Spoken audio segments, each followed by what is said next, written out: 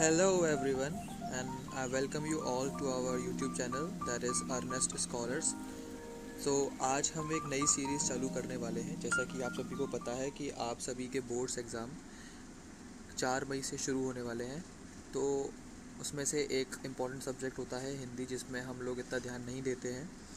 लेकिन मैं आपको एक बात बता दूं कि Hindi is a very important topic, is a very important subject Indeed. इसमें जो ज़्यादातर बच्चे होते हैं वो ध्यान नहीं देते हैं। क्यों? क्योंकि उनको लगता है कि हिंदी इजी है, हम एंड में कर लेंगे। लेकिन मैं आपको एक बात बता देता हूँ कि हिंदी ऐसा एक सब्जेक्ट है जो आपके मार्क्स बूस्ट कर सकता है, जो आपकी फाइनल परसेंटाइल बूस्ट कर सकता है और आपको अच्छे कॉलेज में एडमिशन दिला सकता है। So without any further due हम आगे बढ़ते हैं।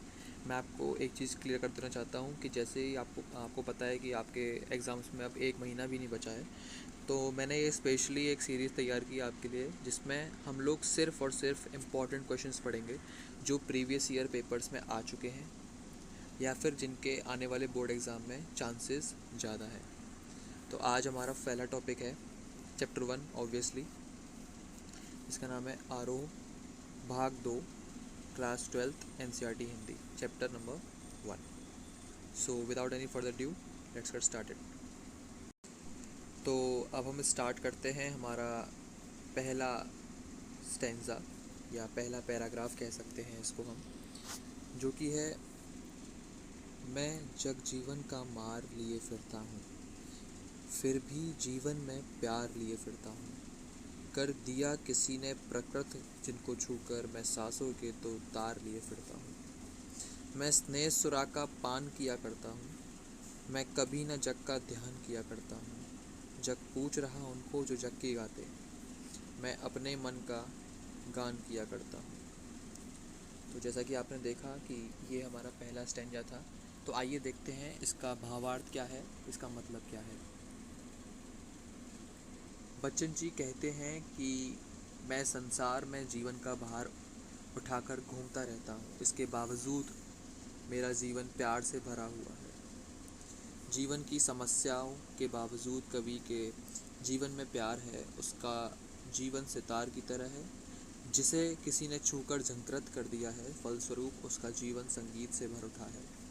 उसका जीवन इन्हीं तार रूपी सांसों के कारण चल रहा है। उसने स्नेह रूपी शराब पी रखी है, अर्थात प्रेम किया है तथा बांटा है, क्योंकि बांटने से ही प्रेम भरता है। उसने कभी संसार की परवाह नहीं की। संसार के लोगों की प्रवृत्ति है कि वह उनको पूछते हैं। ये काफ़ी इंपॉर्टेंट लाइन है और इस पर एक क्वेश्चन बन चुका है कि वह उनको पूछते हैं जो संसार के अनुसार चलते हैं तथा उनका गुणगान करते हैं। लेकिन वहीं दूसरी तरफ कवि अपने मन की इच्छा अनुसार चलता है, अर्थात वह वही करता है जो उसका मन कहता है। तो इस पर पिछले प्रीवियस ईयर एग्ज़ाम्स में कैसे क्वेश्चन बन चुके हैं इस पर्टिकुलर स्टैंजा के ऊपर, क्योंकि आपने देखा होगा कि हिंदी में एक पर्टिकुलर स्टैंजा दे देते हैं और वो उसके ऊपर क्वेश्चंस बना के देते हैं कि बताइए इसमें ये 5 क्वेश्चन हैं, 5 नंबर का एग्ज़ाम क्वेश्चन है, बताइए इस लाइन का मतलब क्या है या फिर इस पर्टिकुलर पॉइंट का मतलब क्या है। तो पहला क्वेश्चन है, जग जीवन का भार लिए फिरने से कवि का क्या आशय है, ऐसे में भी वह क्या कर लेता है। तो इसका मतलब है, जग जीवन का भार लिए फिरने से कवि का आशय यह है, सांसारिक रिश्ते नातों और दायित्वों को निभाने की जिम्मेदारी जिन्हें ना चाहते हुए भी कवि को निभाना पड़ रहा है। ऐसे में भी उसका जीवन प्रेम से भरा पूरा है और वह सबसे प्रेम करना चाहता है। इसका सिंपल मतलब ये था। दूसरा, स्नेह सुरा से कवि का क्या आशय है। स्नेह सुरा से आशय है प्रेम की मदकता, उसका पागलपन, जिसे कवि हर क्षण महसूस करता है और उसका मन झंकृत होता रहता है। तीसरा क्वेश्चन है, मैंने आपको बताया था कि ये एक इम्पॉर्टेंट टॉपिक है। आशय स्पष्ट कीजिए, जग पूछ रहा उनको जो जग की गाते हैं। ये क्वेश्चन कई बार पूछा जा चुका है, क्योंकि ऐसा ही सिंपल एक संजत दिया जा चुका है और इसमें ये क्वेश्चन बहुत इंपॉर्टेंट है। क्यों? क्योंकि ये हमारे डेली लाइफ से रिलेटेड है। कैसे? कि हम वही करते हैं, वो नहीं करते जो हमारा मन कहता है, हम वो करते हैं जो दुनिया को देखना पसंद है। हम इंस्टाग्राम पे फ़ोटो डालते हैं, हम हैशटैग्स ट्रेंड करते हैं। क्यों? शायद हमारा मन नहीं है, लेकिन क्योंकि वो ट्रेंडिंग है वर्ल्ड में, इसलिए हम उसको ट्रेंड करवा देते हैं या उसको यूज़ करते हैं। तो उसके मतलब है कि जग पूछ रहा उनको जो जग की गाते का आशय है, यह संसार उन लोगों की स्तुति करता है जो संसार के अनुसार चलते हैं और उसका गुणगान करते हैं। जो जिनके खुद के मन में क्या है वो नहीं सोचे बिना, वो जग क्या चाह रहा है या दुनिया क्या चाह रही है उस हिसाब से चलते हैं, जग उन्हीं का गुणगान करता है। तो आप बताइएगा कमेंट बॉक्स में कि क्या ये सही है, या इंसान को खुद की सुननी चाहिए या जग की सुननी चाहिए, क्योंकि इंसान तो एक ही की सुन सकता है ना। तो अगला क्वेश्चन है, संसार के तारों से कवि का क्या तात्पर्य है? आपके विचार से उन्हें किसने झंकृत कर दिया है? तो देखते हैं। संसार के तारों से कवि का तात्पर्य है उसके जीवन में भरा प्रेम रूपी तार, क्योंकि जो कवि है वो नहीं चाहता है वो रिश्ते निभाना, लेकिन फिर भी वो निभा रहा है, फिर भी वो खुश है, फिर भी उसके मन में प्रेम भरा हुआ है। उसने एक शराब ले रखी है, शराब रूपी प्रेम कर रखा है, बांट रखा है प्रेम। तो संसार के तार से रूपी इसका मतलब है प्रेम, जिनके कारण उसका जीवन चल रहा है। और हम ऐसे लिख सकते हैं कि मेरे विचार से उन्हें कवि की प्रेयसी ने झंकृत किया होगा, या कवि की जो प्रेमिका है उन्होंने झंकृत किया होगा। तो ये 4 हमारे इम्पोर्टेंट क्वेश्चन इस पर बन सकते थे।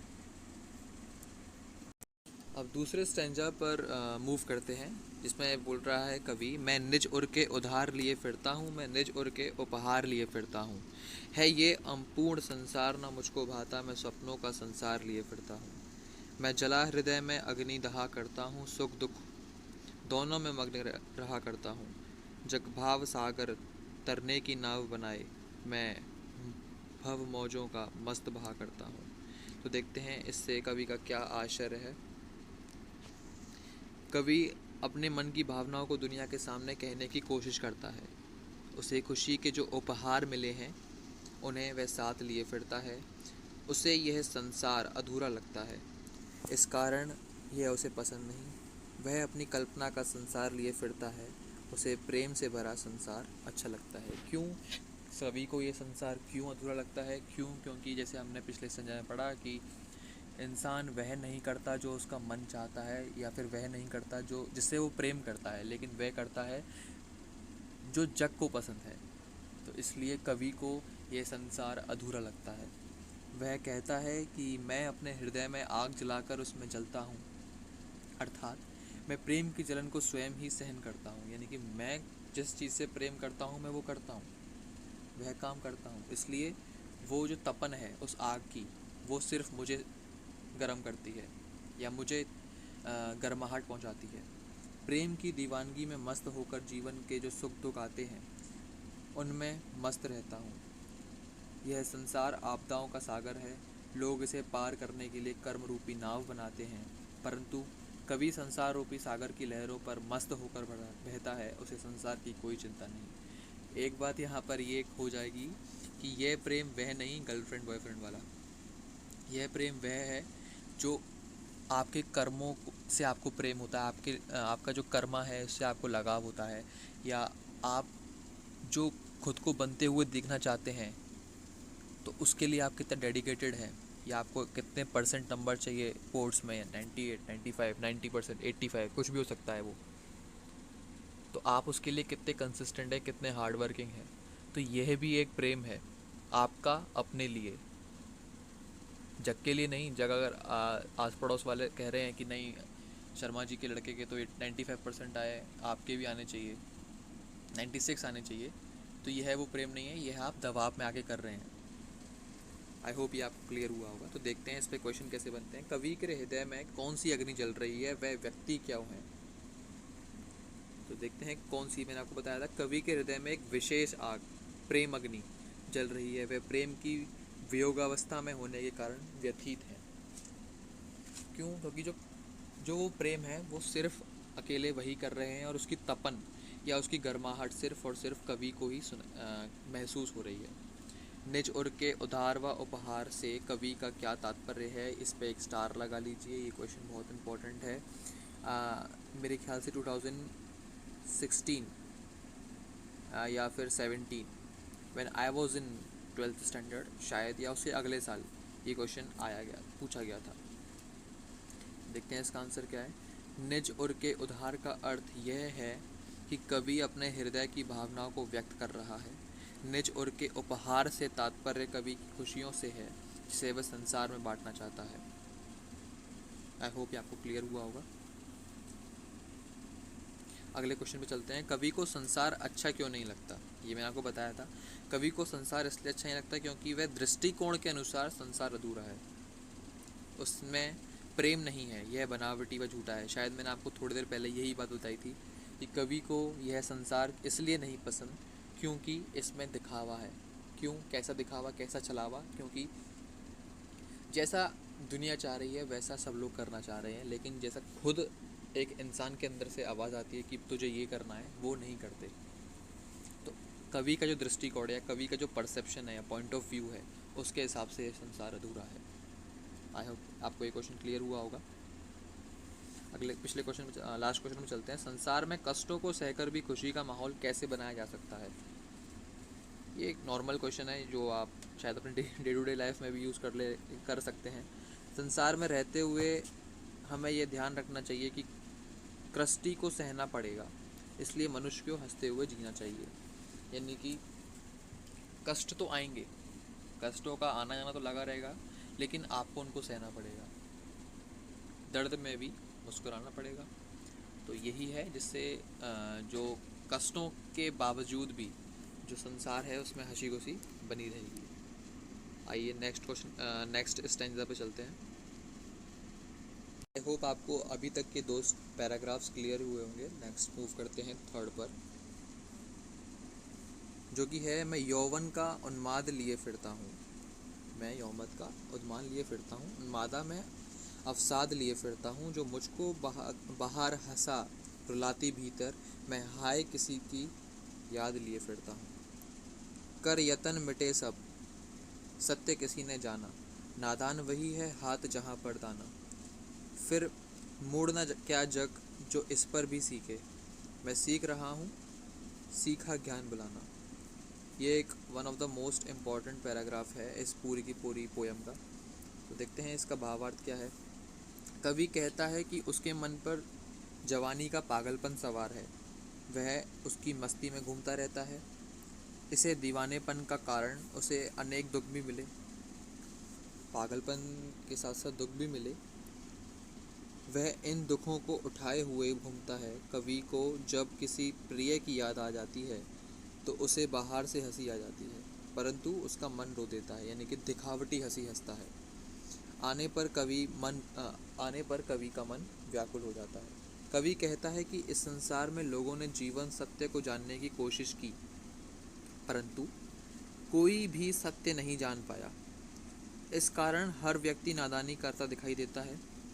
यह मूर्ख या नादान भी वही होते हैं जहाँ समझदार एवं चतुर होते हैं। हर व्यक्ति वैभव समृद्ध भाग सामग्री की तरफ भाग रहा है। हर व्यक्ति अपने स्वार्थ को पूरा करने के लिए भाग रहा है। वह इतना सत्य भी नहीं सीख सके।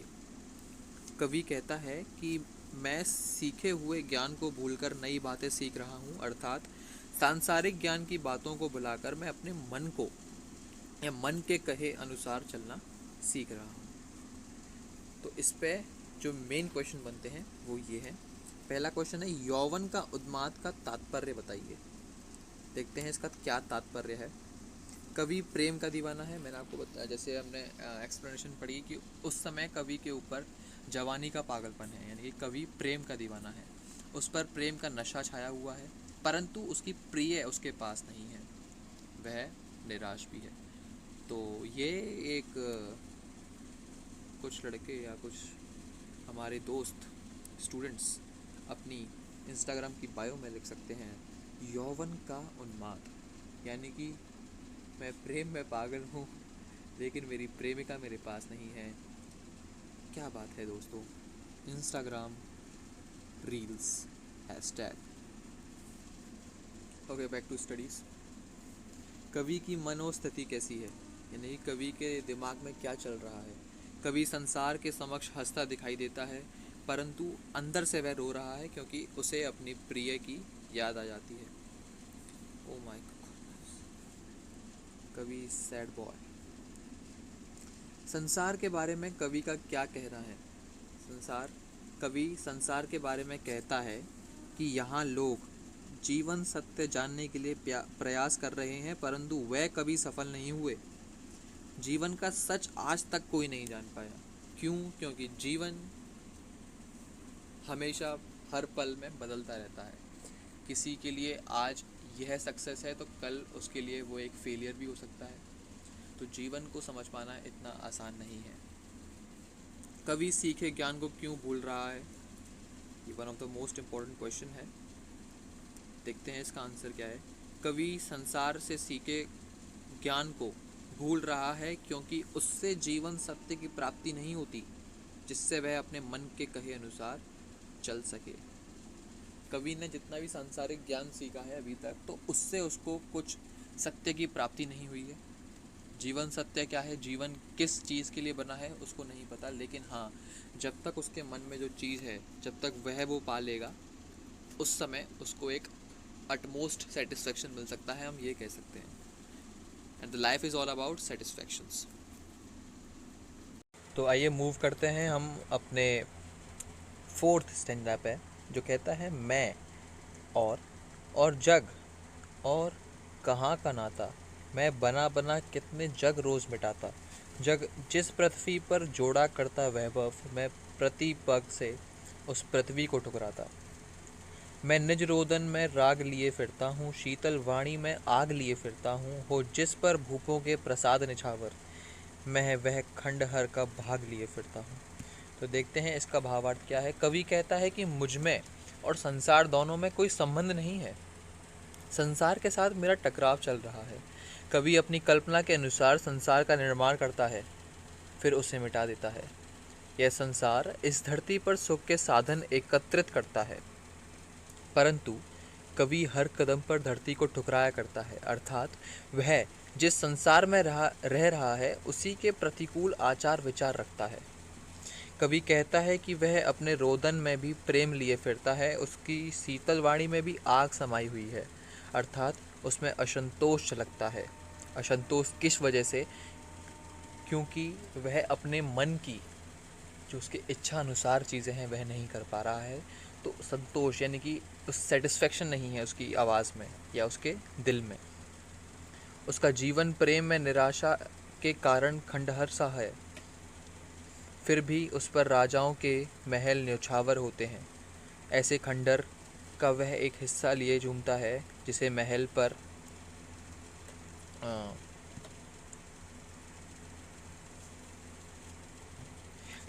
पर न्यौछावर कर सकें। माफ़ करिएगा, वो थोड़ा दिख नहीं रहा था। तो आइए देखते हैं कि इसके ऊपर किस तरीके के क्वेश्चंस बन सकते हैं। कवि और संसार के बीच क्या संबंध है? तो देखते हैं कवि और संसार के बीच क्या संबंध है। कवि और संसार के बीच किसी प्रकार का संबंध ही नहीं है। संसार में संग्रह वृत्ति है, कवि में नहीं है। वह अपनी मर्जी के संसार बनाता व मिटाता है। संसार और कवि में कोई समानांतर इक्वालिटी नहीं है। क्यों? क्योंकि वह संसार अलग चल रहा है और कवि के मन का जो संसार, यानी कवि जो चाहता है, जैसा संसार वह चाहता है, वह बिल्कुल अलग है। अगला क्वेश्चन देखते हैं। कवि और संसार के बीच क्या विरोधी स्थिति है? कवि को सांसारिक आकर्षकताओं का मोह नहीं है, वह इन्हें ठुकराता है। इसके अलावा वह अपने अनुसार व्यवहार करता है, जबकि संसार में लोग अपार धन संपत्ति एकत्रित करते हैं तथा सांसारिक नियमों के अनुरूप व्यवहार करते हैं। जैसा कि इस पूरी की पूरी पोयम का आपको अब क्रक्स या कह सकते हैं कि समरी समझ में आ रही होगी कि कवि इस बात पे फोकस ज़्यादा कर रहा है कि आप अपने मन की सुनिए। संसार क्या कर रहा है वह उनका मन है, कोई व्यक्ति क्या कर रहा है वह उसका मन है, लेकिन आप उसके मन को अपने मन के ऊपर हावी ना होने दें। तो इस पोएम से आपको यह सीख भी मिलती है। तो वो सीख क्या है, अगर आप मुझे कमेंट सेक्शन में बता सकें तो बिल्कुल बताइएगा, कमेंट सेक्शंस में कमेंट करके मैं देखता हूँ और अगर मुझे कोई एक ऐसा कमेंट बहुत अच्छा लगा जिसने इस पूरी पोएम की समरी कुछ चंद लाइनों में लिख दी हो, तो मैं कोशिश करूँगा कि उसको अपनी अगली वीडियो में ज़रूर दिखाऊं और व्यूअर्स को। आइए अगले क्वेश्चन पे चलते हैं। शीतलवाणी में आग लिए फिरता हूँ से कवि का क्या तात्पर्य है, और इसको ना आप जितने स्टार मार्क कर सकते हैं उतना कर लीजिएगा, क्योंकि ये one of the most asked questions में से एक है। उक्त पंक्ति से तात्पर्य यह है कि कवि अपनी शीतल व मधुर आवाज़ में भी जोश, आत्मविश्वास, साहस, दृढ़ता जैसी भावनाएं बनाए रखता है, ताकि वह दूसरों को भी जागृत कर सके। जैसा हमने अपने पहले संग्रह में पढ़ा था कि कवि इस संसार के जितने भी संबंध हैं या रिश्तेदार हैं उनसे इतना कुछ खुश नहीं है, लेकिन फिर भी वह उनसे बनाकर चल रहा है, फिर भी वह खुश है। लेकिन वहीं उसकी वाणी में कुछ साहस है, आत्मविश्वास है, जोश है, दृढ़ता जैसी भावनाएं भी हैं, जिससे वह लोगों को जागरूक कर रहा है कि आप अपने मर्जी से चलिए, आपका दिल क्या कह रहा है आप वो करिए। अगला क्वेश्चन, कवि के पास ऐसा क्या है जिस पर बड़े बड़े राजा न्यौछावर हो जाते हैं। कवि के पास प्रेम महल के खंडर के अवशेष यानी कि भाग हैं। प्रेम महल, संसार के बड़े बड़े राजा प्रेम के आवेग में राजगद्दी भी छोड़ने के लिए तैयार हो जाते हैं। यानी कि आपने सुनी होगी कई कहानियाँ जिसमें राजा अपनी रानियों के लिए या अपने प्रेम के लिए एक एक पूरे पूरे किंगडम्स, जिनको हम हिंदी में राजाओं के महल या उनकी पूरी की पूरी धन दौलत एक तरीके से कह सकते हैं, तो वो पूरी न्यौछावर कर दिया करते थे। तो आइए चलते हैं हम अपने अगले स्टेंजा के ऊपर। तो अगले स्टेंजा में कवि कह रहा है, मैं रोया इसको तुम कहाते हो गाना, मैं फूट पड़ा तुम कहते छंद बनाना, क्यों कवि कहकर संसार मुझे अपनाए, मैं दुनिया का हूँ एक क्या दीवाना, मैं दीवानों का वेश लिए फिरता हूँ, मैं मादकता निजता बेश लिए फिरता हूँ, जिसकी सुनकर जयशम झुके लहराएं, मैं मस्ती का संदेश लिए फिरता हूँ। तो देखते हैं इसका भावार्थ क्या है। कवि कहता है कि प्रेम की पीड़ा के कारण उसका मन रोता है, अर्थात हृदय की व्यथा रूप शब्द रूप में प्रकट हुई, उसके रोने को संसार गाना मान बैठता है।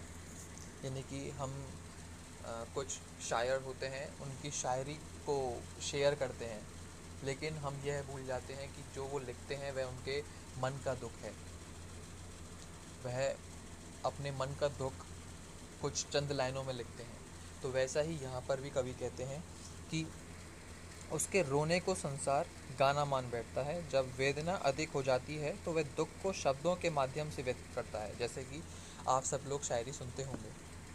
संसार इस प्रक्रिया को छंद बनना कहती है। कवि प्रश्न करता है कि यह संसार मुझे कवि के रूप में अपनाने के लिए तैयार क्यों है। वह स्वयं को नया दीवाना कहता है जो हर स्थिति में मस्त रहता है।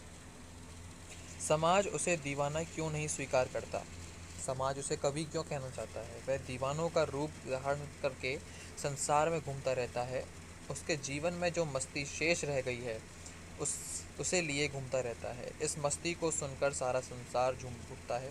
जैसे वही बात, कवि के गीतों को मस्ती सुनकर लोग प्रेम में झुक जाते हैं तथा आनंद से झूमने लगते हैं। मस्ती के संदेश को लेकर कवि संसार में घूमता रहता है, जिसे लोग गीत समझने की भूल कर बैठते हैं। तो आइए देखते हैं कि इन पर क्या इम्पोर्टेंट क्वेश्चंस बन सकते हैं। कवि की किस बात को संसार क्या समझता है।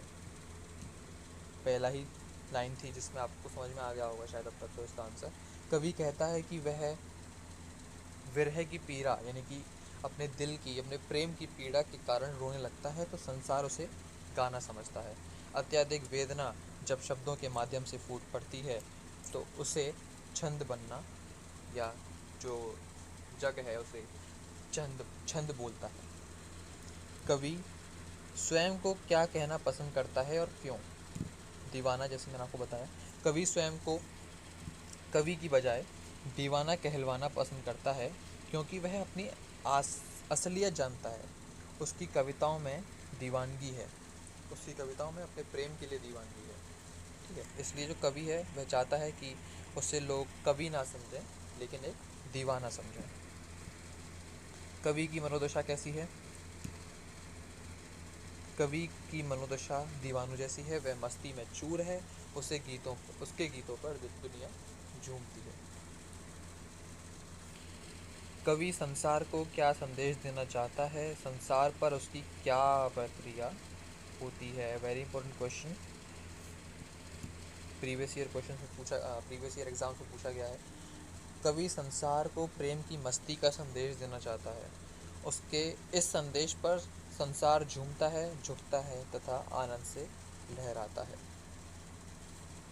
सो आई होप आपको ये लेक्चर पसंद आया होगा। अगर आपको पसंद आया है तो आपको पता है क्या करना है, लाइक करना है, शेयर करना है, और आने वाले जितने भी अपकमिंग लेक्चर्स हैं ना, उसके लिए आपको हमारा चैनल सब्सक्राइब कर देना है और वो बेल आइकन दबाना तो बिल्कुल मत भूलिएगा, क्योंकि अगर ऐसा हुआ कि हमने नेक्स्ट लेक्चर अपलोड किया और आपके पास नोटिफिकेशन ही नहीं पहुंचा तो आपकी तैयारी अधूरी रह जाती है। और जैसा कि मैंने आपको बताया कि Hindi is one of the most important subject, जिसको आप इग्नोर तो बिल्कुल नहीं कर सकते। ठीक है, वरना फिर वही होगा, एंड में आप बेस्ट ऑफ फोर गिनवाते रह जाएंगे, जैसा कि आपने हर अपने सीनियर से सुना होगा। और ऑब्वियसली मैं अपना बता देता हूँ कि हम लोग जब मैं अपने बोर्ड्स दे रहा था तो उस समय जो इंग्लिश या हिंदी के लिए जो हमको छुट्टियां मिलती थी, हम उसमें दूसरे सब्जेक्ट्स तैयार किया करते थे, लेकिन जिसकी वजह से थोड़ा जो स्कोर हम एक्सपेक्ट करते थे हिंदी या इंग्लिश में वो नहीं बन पाता था या नहीं बन पाया, तो जिसकी वजह से हम लोग भी बेस्ट ऑफ फोर वाला खेल खेलने लगते थे। तो आई होप आपको ये लेक्चर पसंद आया होगा, और आने वाली वीडियोस के लिए या आने वाले चैप्टर्स के लिए आप चैनल को सब्सक्राइब ज़रूर कर लीजिएगा। पसंद आया हो तो लाइक ज़रूर करिएगा, और जो मैंने आपको बताया कि जो भी आपकी समरी है इस चैप्टर की, जो भी समरी है इस चैप्टर की, जो मेरे को बता देगा कमेंट सेक्शन में, मैं उसका नाम अगली वाली वीडियो में शाउट आउट ज़रूर करूँगा। और we will appreciate every comment into the comment section below, and we will give heart also, that you all know. So I hope आपको ये पसंद आया होगा, and God bless you all.